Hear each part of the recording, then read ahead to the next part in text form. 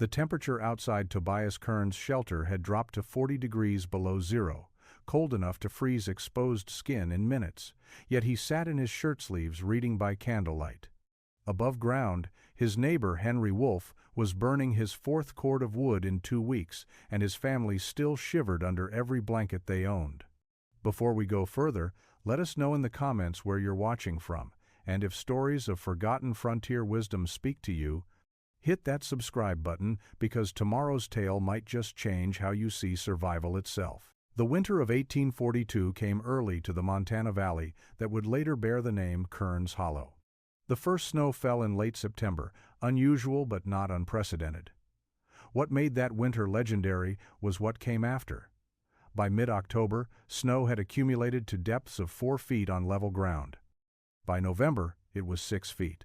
The temperature dropped and stayed dropped. Thermometers, those few settlers who owned them, registered readings that seemed impossible: 20 below zero, 30 below. On the worst nights, 40 below or colder. The valley held 23 families that winter, scattered across 5 miles of bottomland along Clearwater Creek. They were a mix of American settlers, German immigrants, a handful of French Canadians, and 2 Swedish families who had come west the previous spring. Most had arrived within the past 3 years, drawn by reports of good soil, plentiful water, and timber for building.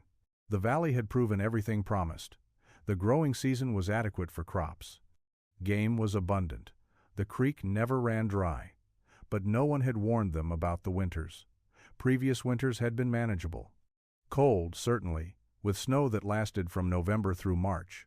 But nothing that tested the limits of survival.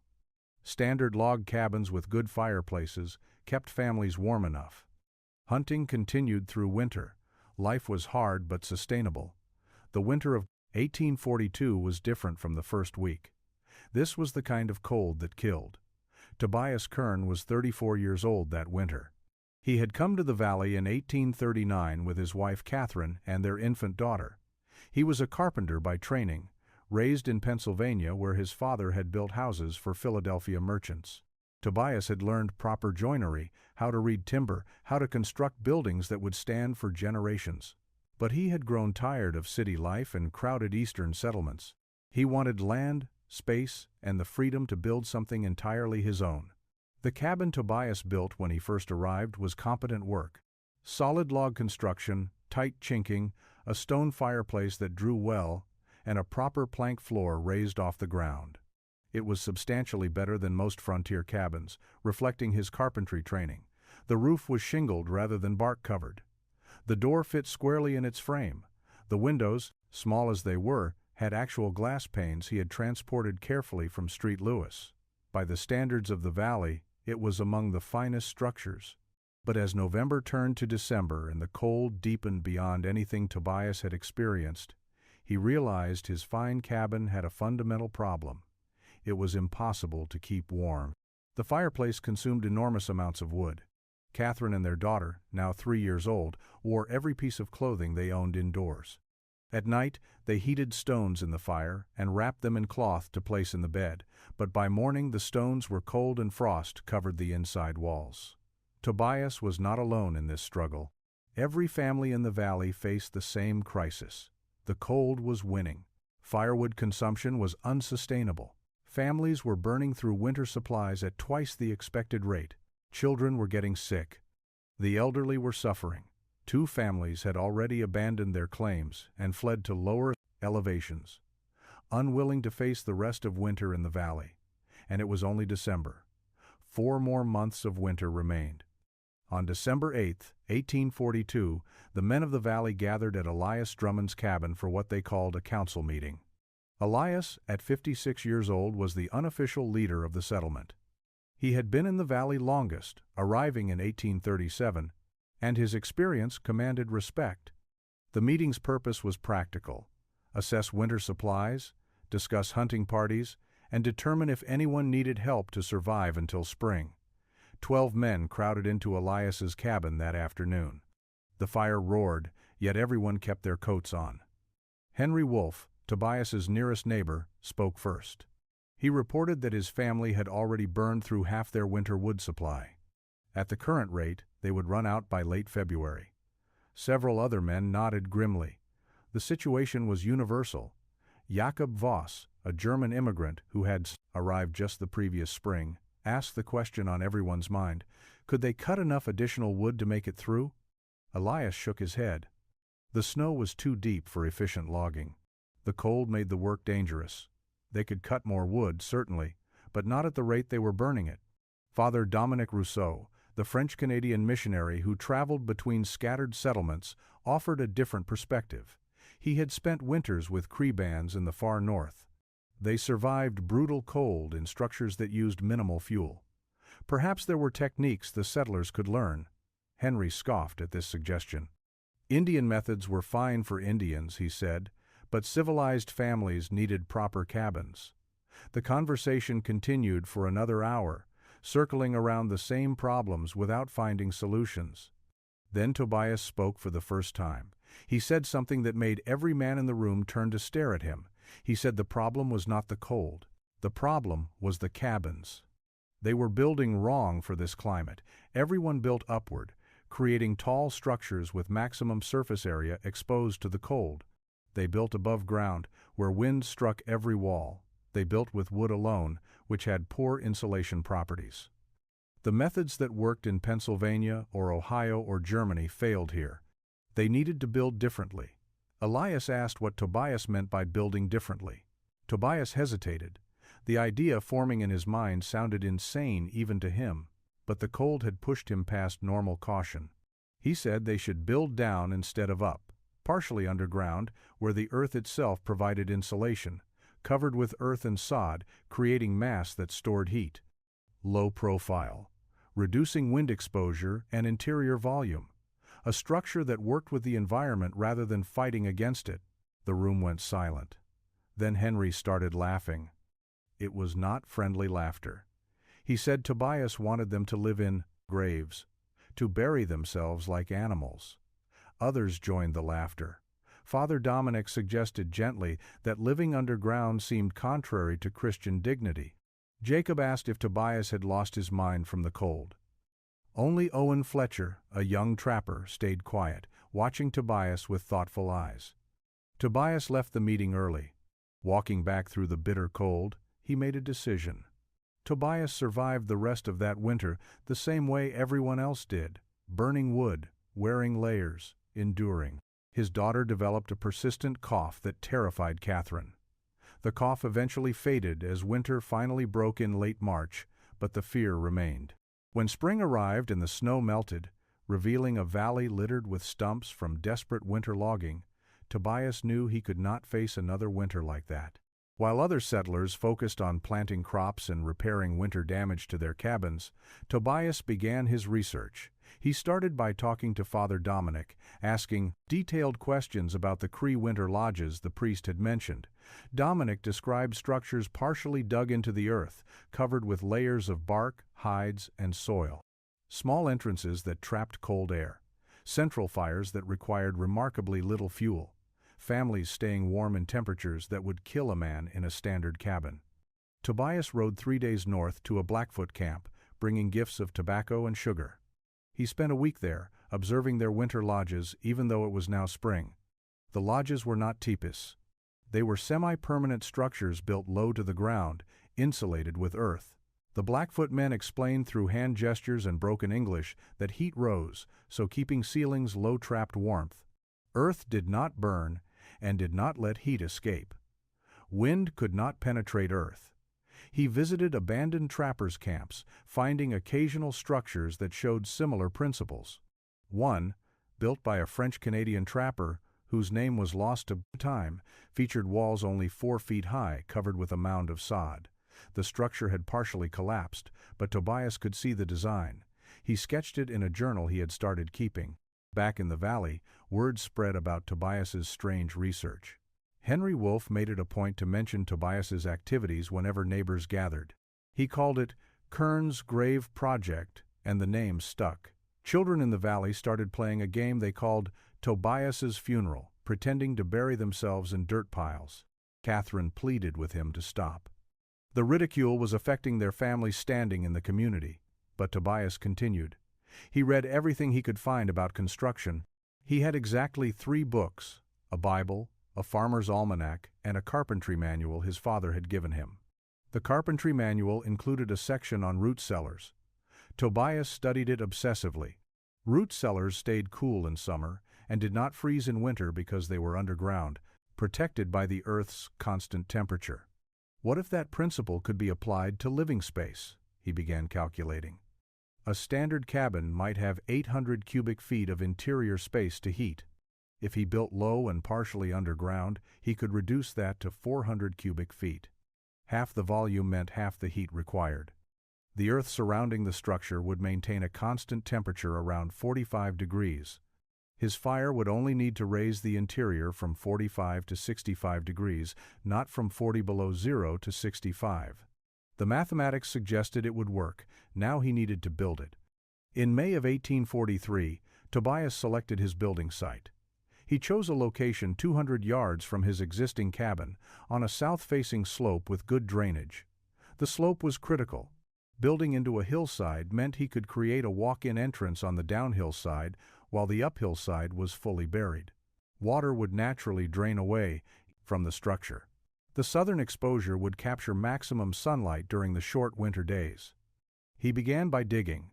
This was the part that convinced his neighbors he had lost his mind completely. Tobias spent 2 weeks excavating a rectangular pit into the hillside, roughly 16 feet wide and 20 feet deep. He dug down 4 feet at the front, sloping to 6 feet at the back. The excavated earth he piled carefully to the sides. He would need every cubic foot of it later. Henry Wolfe rode past one afternoon and stopped to watch Tobias working in his pit. Henry asked if Tobias was digging his own grave to save the community the trouble. Tobias, sweating and covered in dirt, replied that he was building a house that would use 1/3 the firewood Henry's cabin required.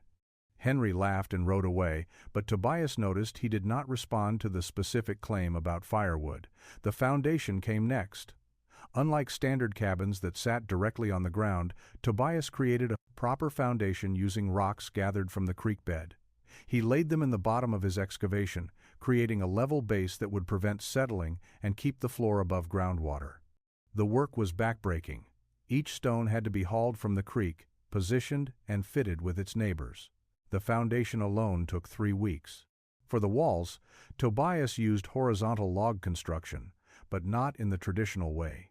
He selected logs only 8 to 10 inches in diameter, much smaller than standard cabin logs.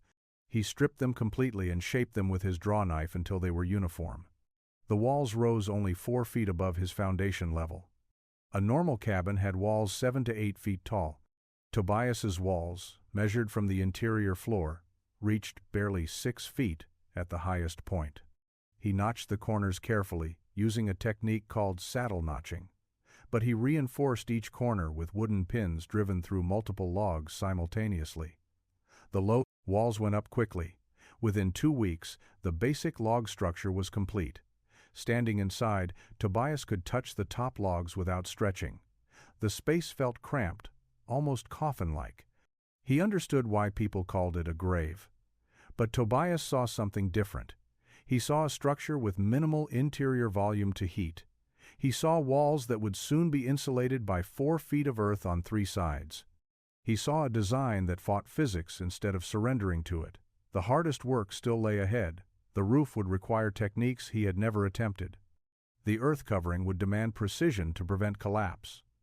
The entrance would need careful engineering to manage cold air.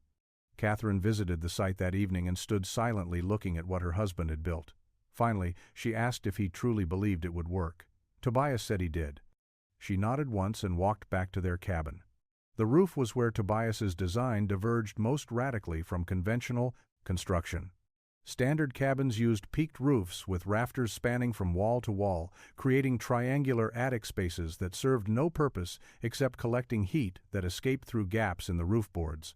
Tobias rejected this entirely. He was building a curved dome that would support thousands of pounds of earth. He started with the center ridge beam, a carefully selected pine log 12 inches in diameter, running the 20-foot length of the structure. This beam he supported with 2 interior posts, thick logs planted firmly on his stone foundation. The posts divided the interior into rough thirds. Most cabins avoided interior posts because they interfered with living space. Tobias needed them. They would carry the enormous weight his roof was designed to bear. From the ridge beam, he laid curved rafters down to the top of his log walls. These were not straight rafters like normal construction. Tobias had cut them from naturally curved trees, selecting each piece for its arc. He had spent 2 weeks searching the surrounding forest for trees with the right curve, marking them, felling them, and hauling them to his site. Other settlers who saw him collecting curved logs shook their heads. Henry Wolfe told anyone who would listen that Tobias was using reject timber that no proper carpenter would touch. But the curved rafters created something standard, straight rafters could not.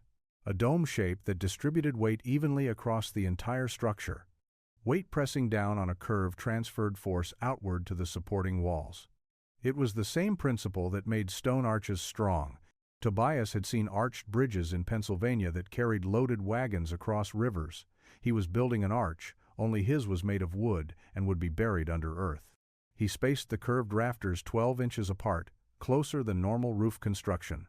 Between them, he laid split planks, fitting them tightly edge to edge. The planks he had made himself using a froe and mallet, splitting them from straight-grained pine logs. Each plank was shaped to follow the curve of the rafters. The work was tedious and precise. A single plank might take an hour to shape properly. Over the planks, he laid birch bark in overlapping layers, the same waterproofing technique used in standard cabin roofs, but Tobias used 3 layers instead of 1. Over the bark, he spread a thick coating of clay mixed with straw and animal hair, purchased from a settler who raised sheep. The mixture cost him 2 weeks' worth of labor and trade, but it created a waterproof membrane that would prevent moisture from reaching the wood below. Now came the most controversial part. Tobias began piling earth onto his roof. He started at the edges and worked upward, adding soil in layers, tamping each layer down before adding the next. He used the earth he had excavated from the original pit, soil that packed well and contained enough clay to bind together. The structure creaked under the weight.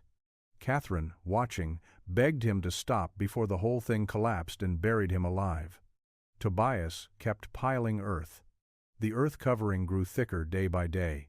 Tobias added soil until the mound measured 4 feet deep at its thickest point over the ridge beam, tapering to 3 feet at the edges where it met the walls. The curved rafters held.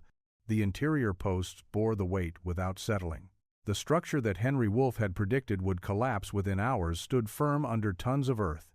But appearance mattered in frontier communities, and what Tobias had created looked like nothing any settler had seen. The mound rising from the hillside resembled a burial cairn or an oversized root cellar. The only visible features were the entrance at the downhill side and a chimney pipe protruding from the top. Neighbors who rode past stopped staring at it with expressions ranging from confusion to disgust.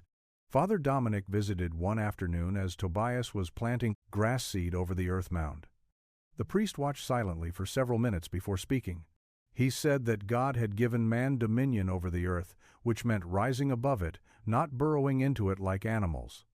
Living underground seemed to reject the divine order. Tobias asked if a root cellar rejected divine order. Father Dominic said that was different. Root cellars stored vegetables, not families. The entrance required engineering as careful as the roof. Tobias built a recessed doorway that stepped down into the structure. The door itself was at ground level on the exterior, but the interior floor was 4 feet lower. This created a sunken entryway, a small chamber before the main living space. Tobias understood that cold air sank. The entryway would trap the coldest air below the living area, creating a thermal barrier. Every time someone opened the door in winter, frigid air would pour into the entryway, but not reach the main room. The door was thick, planks reinforced, with iron straps he had purchased at significant cost. It hung on heavy hinges mortised into the log frame. Inside, a wooden bar secured it against wind or intruders. The entrance tunnel was only 5 feet high. Adults had to duck entering. Henry Wolfe made jokes about crawling into a grave. Tobias said nothing, but he knew the low entrance served the same purpose as the low ceiling inside, minimizing the volume of warm air that could escape when the door opened. The chimney was Tobias's final major innovation. Instead of building a large stone fireplace against one wall like standard cabins, he created a small masonry stove in the center of the structure. The stove was made from creek stones mortised together with clay. It was only 3 feet tall and 2 feet square. The chimney rose from its top, passing through the earth-covered roof. The stove's small size seemed inadequate for heating, but Tobias had calculated carefully. In the confined space of his low-ceilinged shelter, with earth insulation preventing heat loss, a small stove would produce more than enough warmth. By late August, the structure was complete. Tobias had spent 4 months building what looked like a grave and worked like nothing anyone in the valley had seen. Now he needed to move his family into it. Catherine had not spoken against the project openly, but her silence carried its own weight. On September 1, 1843, Tobias moved his family into the earth shelter. Catherine insisted they keep their original cabin intact. If the new structure failed, if it flooded or collapsed or proved unlivable, they would need somewhere to return. Tobias agreed. He moved only essential items: their bed, the table, cooking implements, basic supplies. The shelter's interior measured roughly 300 square feet, less than half the space of their cabin. The first night underground was strange. Their daughter, now 4 years old, cried initially, frightened by the low ceiling and dim interior. The only windows were 2 small openings Tobias had built high on the south wall, each barely 12 inches square. Light entered, but the space remained darker than their cabin. The curved ceiling, visible rafters, and earth walls created an atmosphere unlike any dwelling Catherine had known. She lay awake for hours, listening to silence. No wind noise, no creaking boards. Just profound quiet broken only by her daughter's breathing and the occasional settling sound from the earth above. But temperature was immediately noticeable. September nights in the valley typically dropped to near freezing. Inside the shelter, without any fire burning, the temperature remained comfortable. The earth surrounding them held the day's warmth. Tobias had been right about at least one thing. The earth insulation worked. Word spread quickly that the Kern family had moved into their grave. Children in the valley began playing near the mound, daring each other to knock on the door. Henry Wolfe organized what he called a viewing, inviting neighbors to come inspect the structure before, as he put it, the first hard rain collapsed it and buried the family. About a dozen people came. They walked around the mound, examining the chimney, peering through the small windows. Several asked to see inside. Tobias gave tours, explaining each feature. He showed them the entryway design and how cold air would be trapped below the living space. He explained the thermal mass principle, how the earth stored heat. He demonstrated the efficiency of his small central stove compared to large wall fireplaces. Most visitors listened politely but remained skeptical. Jakob Voss asked practical questions about moisture and ventilation. Peter Lindström, one of the Swedish settlers, seemed genuinely interested in the construction details. But Henry dominated the conversation, pointing out everything that would fail. The earth would compress and crack the roof. Rain would turn the shelter into a mud pit. The dampness would sicken the family. Living underground was inherently unhealthy. Owen Fletcher, the young trapper who had stayed quiet during that first council meeting, arrived after the others had left. He examined the structure carefully, asked detailed questions about the curved rafters and weight distribution. Finally, he said something that surprised Tobias. He said the design was brilliant. Tobias asked why Owen thought so when everyone else considered it foolish. Owen replied that everyone else was measuring the structure against what they knew.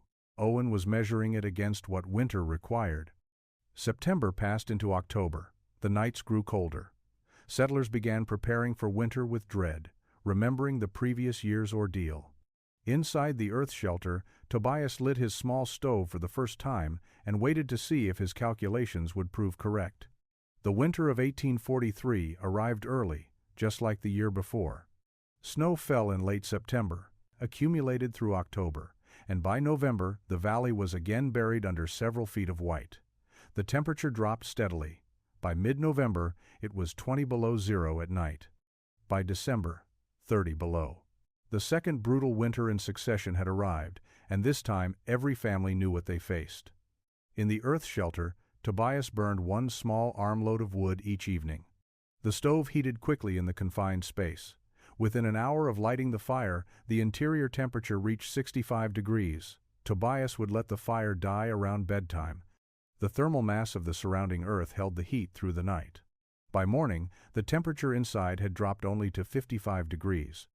Compare this to standard cabins, where fires needed constant feeding and morning temperatures still hovered near freezing despite burning wood all night. Catherine noticed something else. The air inside the shelter felt different. Not dry and harsh like cabin air heated by roaring fireplaces, but moderate and breathable. Their daughter's persistent cough from the previous winter never returned. Catherine herself, who had suffered from cracked, bleeding hands each winter from the dry indoor air, found her skin remained healthy. The earth walls absorbed and released moisture, naturally regulating humidity. By January, the difference between the earth shelter and standard cabins had become undeniable. Tobias calculated his wood consumption. He was burning approximately 1/4 cord per month. Henry Wolfe, he knew, was burning 4 to 5 cords monthly. Other families reported similar consumption rates. The mathematics were stark. Tobias would use roughly 3 cords for the entire winter. His neighbors would consume 20 cords or more. Word began spreading differently now. Not mockery, but curiosity. Peter Lindstrom visited in late January, asking detailed questions. His family was suffering through another brutal winter in their standard cabin. They were burning wood faster than they could cut it. His elderly mother had developed a respiratory illness from the extreme indoor temperature swings. Could Tobias explain again how the earth shelter worked? Tobias walked Peter through the principles. The earth maintained constant temperature around 45 degrees. His fire only needed to raise the interior 20 degrees, from 45 to 65, regardless of outside temperature. Peter's cabin was trying to heat from 40 below zero to 65 degrees, over a 100-degree difference. The earth was doing most of Tobias's heating work for free. Jakob Voss came next. Jacob had a specific crisis. His youngest son, only 18 months old, was seriously ill. The child could not stay warm in their cabin, despite the family burning wood constantly and keeping him wrapped in every blanket they owned. Jacob asked, voice breaking, if Tobias would allow his family to shelter in the earth dwelling until his son recovered. Tobias agreed immediately. The Voss family moved in for 2 weeks. The stable warmth and humidity helped the child recover. But something more important happened during those 2 weeks. Jacob, an experienced builder in Germany before immigrating, studied every aspect of the structure. He measured, sketched, and asked endless questions. When his family returned to their cabin, Jakob announced he would build an earth shelter the following spring. Henry Wolfe called Jakob a fool, seduced by Kern's grave fantasy. But others were listening now. Winter finally released its grip in late March of 1844. The valley had survived, but barely. 2 families had abandoned their claims midwinter, unable to endure the cold and wood consumption. An elderly man in the Fletcher family had died, though whether from cold, age, or illness was unclear. Every family had depleted their wood supplies beyond what they had thought possible. The valley's surrounding forest showed the damage, acres of stumps where desperate logging had continued through the coldest months. Tobias's wood stack remained more than half full. This single visible fact converted more skeptics than any explanation could have. Men could see the evidence with their own eyes. Kern had survived 2 brutal winters comfortably while using a fraction of the wood everyone else required. The mathematics were undeniable. The method worked. In April, Jakob Voss began construction on his own earth shelter. He built on a south-facing slope near his existing cabin, using Tobias's design with minor modifications. Jakob's carpentry skills, honed in Germany, showed in details Tobias had not considered. Jakob created a more sophisticated entryway with double doors forming an airlock. He designed a ventilation system using pipes that allowed fresh air circulation without heat loss. He improved the chimney design, adding a heat exchanger that captured warmth from escaping smoke. Peter Lindstrom started building in May. His structure followed Tobias's original design more closely, but Peter added his own innovation, a greenhouse effect. He angled his south-facing windows to capture maximum sunlight and added internal stone walls that absorbed solar heat during the day and radiated it at night. The combination of earth insulation and passive solar heating meant Peter's shelter required even less wood than Tobias's. By June, 4 more families had begun construction. Owen Fletcher built one for his aging parents, determined to prevent another winter tragedy. 2 younger families, recently arrived in the valley and not yet committed to standard cabins, chose to build earth shelters as their first permanent structures. Even Elias Drummond, the settlement leader who had initially dismissed the idea, began asking technical questions about foundation depth and roof loading. Henry Wolfe remained the loudest critic. He organized what he called a proper building committee to establish construction standards for the valley. The committee's recommendations explicitly rejected underground dwelling as unsuitable for civilized families. But Henry's credibility was undermined by visible reality. His family had suffered through 2 winters in their standard cabin. His wood consumption had been among the highest in the valley. His wife Margaret had privately told Catherine that she envied the Kerns' warm, comfortable winter. The shift in community opinion was unmistakable. What had been Kern's grave was now called an earth shelter, or, more commonly, a Kern house. Young men planning to establish their own claims asked Tobias for advice.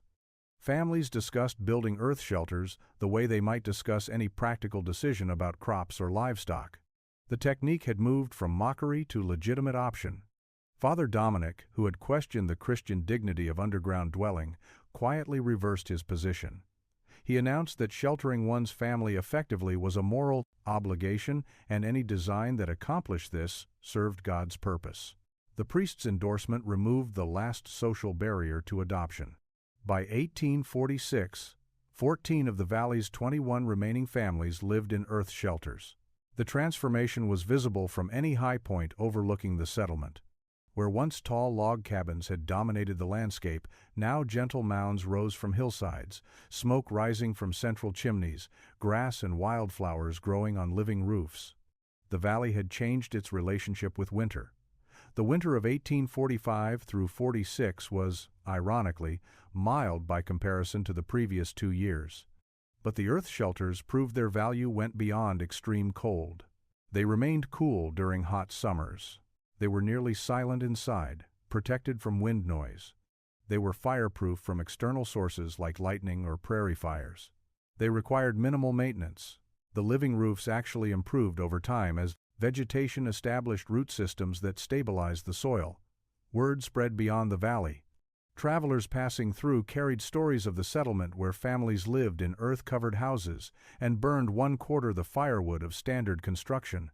Other communities in harsh climates began experimenting with the design. Variations appeared, each builder adapting the core principles to local conditions and materials.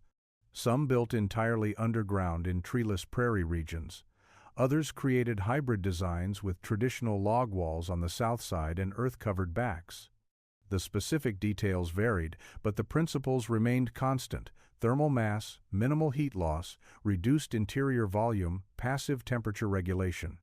Tobias never claimed credit or sought recognition. When visitors asked to see the original earth shelter, he gave tours willingly, sharing every technique freely.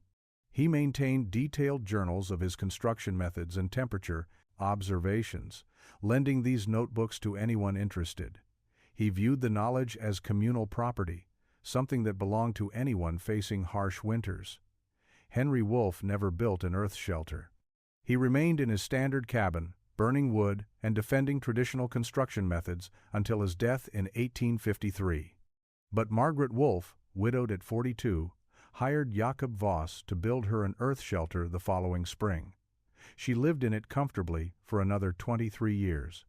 The Kern family's original earth shelter stood for 38 years before Tobias finally abandoned it. Not because it failed, but because his family had grown and they needed more space. He built a larger earth shelter nearby, incorporating lessons from 3 decades of observation.